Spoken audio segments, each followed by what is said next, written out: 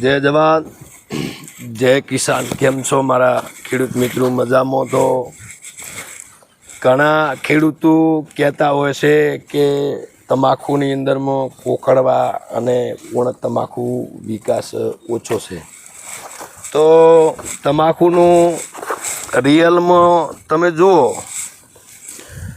तो आने क्यां कोकड़वा तमने देखाय छे अने क्यां कोकड़वा हो तो बताओ मने। क्यां कोई जग्याए तमाखु ने पोंदड़ा ने कोई कोकड़वा हो तो बताओ। बधी नरवी ज छे ने। तो आपणे कोकड़वा बताईए के कई रीतनु कोकड़वा आने आवे छे अने कई खामीथी कोकड़वा पण आवे छे ए पण आपणे माहिती पण आपशो। तो नवाओ अने मारा मित्रों तो लाइक अने सब्सक्राइब भूलता नहीं अने कॉमेंट करवानुं 100% ना भूलता। तो आपणे कोकड़वानी बात करीए तो आने कोकड़वा कहेवाय। आने आ झाड़ने कोकड़वा कहेवाय। तो रोपावाळा बधे हरखा ना होय, रोपावाळा हरखा न होय तो आपणे एने कई रीतनो कोकड़वा आवे ए पण आपणे छोड उखाડીને पण निरीक्षण કરી તમને પણ હું સમજાઈશ કે આ રીતનો આને કોકड़वा આવે જ છે। તો હું ઉખાડીને તમને મારા ખેડૂત મિત્રો બતાવું હું ગોળ, બરાબર ને? તો જોઈ લો આને કોકड़वा કઈ રીતનો આવ્યો કે આને કોકड़वा આવવાનું કારણ તમાકુ જ્યારે રોપી કે નહીં ત્યારે આ રીતની રોપેલી आ रीतनी अंगूठा थी एटले आनी जड़ मतलब बेवड़ी वળી गई।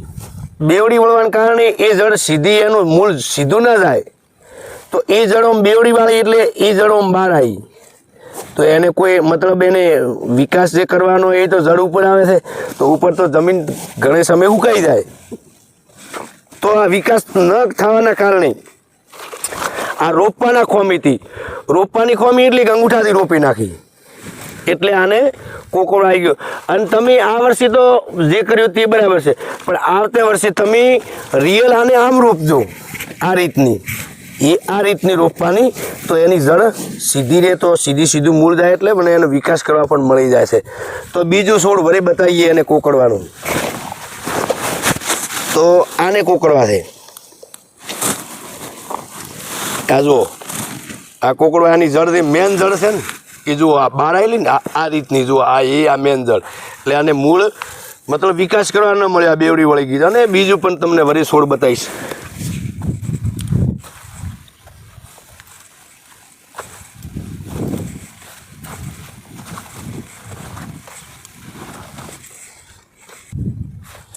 તો દાખલા તરીકે એ બે ગોળ ઉખાડીને તમને બતાવ્યા હતા। આને કેમ નથી?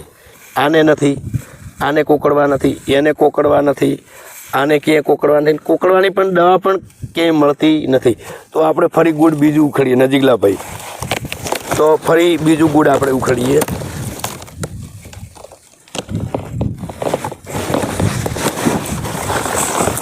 जो आनो कोई गंठूड़िયું बनी गयुं आ जो એટલે આનો विकास करवा मळ्यो नहीं। आनी जड़ मेन आ रही आ वळो ऊपर आई गई तो आने विकास करवा न मळ्यो। आ जुओ आनी गोठ बनी गई, आ जुओ गोठ बनी गई एटले एने विकास करवा न मळ्यो એટલે આ જડો કેટલી બળ કરે।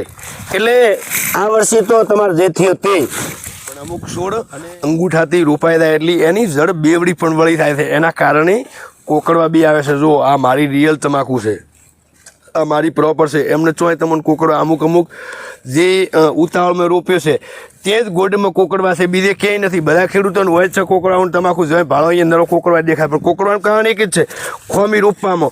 પછી એવું ગોડ અંદર દાખલા તરીકે તમાકુને આપણે ખોડામાંથી રોપ લઈએ તો રોપ તર મારેલો હોય અને ઊણ દાખલા તરીકે વરસાદ હતો એટલે મનખી લેટ રોપી એટલે ભીની જમીન રોપી એટલે વિકાસી પણ અહીંયા પાણી પાવાનું બંધ કર્યું એટલે રોપી વિકાસ બની ગયો, બંધ કરી નાખ્યો। વિકાસ બંધ કરવાના કારણે એ मतलब એની ગોઠ ન બની શકી। તો આપણે બીજી વાત સમજાવીએ બરી કરો। તો આપણે તમાકુમાં ખેડૂતે એમ કહે છે કે દળ બી નથી આવતો। દળ ના આવવાનું કારણ એક છે તો ખેડૂતો ઘણા એરિયા પણ વાપરે છે તમાકુની અંદરમાં। એરિયા પણ ખૂબ પણ સલ્ફેટ વાપરે, એરિયા વાપરે છે અને તમાકુ ઓર્ગોનિક કદી પણ થવાની નથી, કારણ કે એને એરિયા વધારે જોઈએ છે. એરિયા વગર વિકાસ પણ ખેડૂત કે નથી કરતી. તો એરિયા આપણે પોખાય નહીં, પોખો એટલે માન બગાડ કરે છે એનો. આ પંતાને ખાલી 1 કલાક પડ્યું રાખો, હુંર ઉતરી એસિડ જેવું એરિયા આવે. તો એમને એરિયા કઈ રીતનું આપવાનું?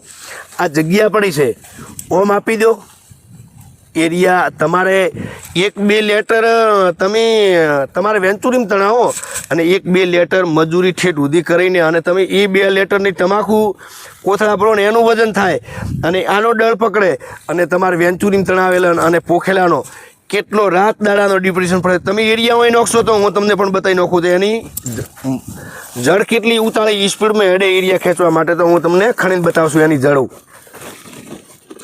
આ એની જડો છે, જોવો પડી આ એની બધી જડો છે. તો ઠેઠ આટલે પડી છે, તમાકુનું છોડ ઠેઠ આટલે છે. તો આની જડ ઠેઠ આટલે તમે એરિયા આટલે નાખશો ને તો બી એરિયા ખેંચીને લઈ લેશે. આ જો એની પૂરી જડો જ છે.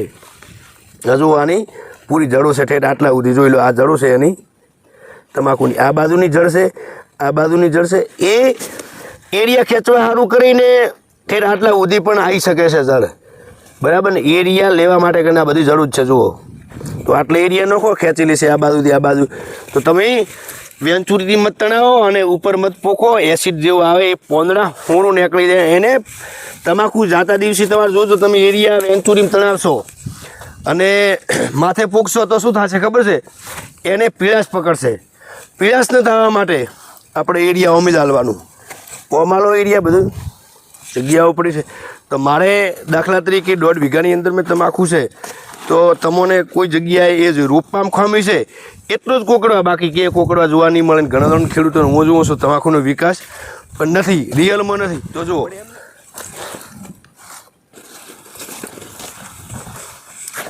પછી દાખલા તરીકે આપણે રાહ નહીં જોવાની કઈ રીતની કે આગળ પાછળ.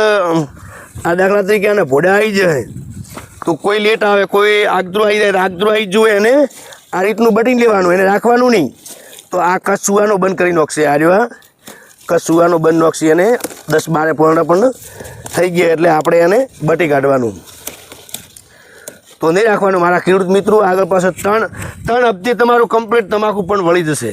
3 હપ્તા કરવાના, 3 હપ્તે તમારી તમાકુ પણ વળી જશે. તમાકુ જેનું ભૂડું આવ્યું એનું ભૂડું લઈ લો એટલે એ તમાકુ વિકાસ કરવાનો ચાલુ પણ કરી નાખે. જય કિસાન.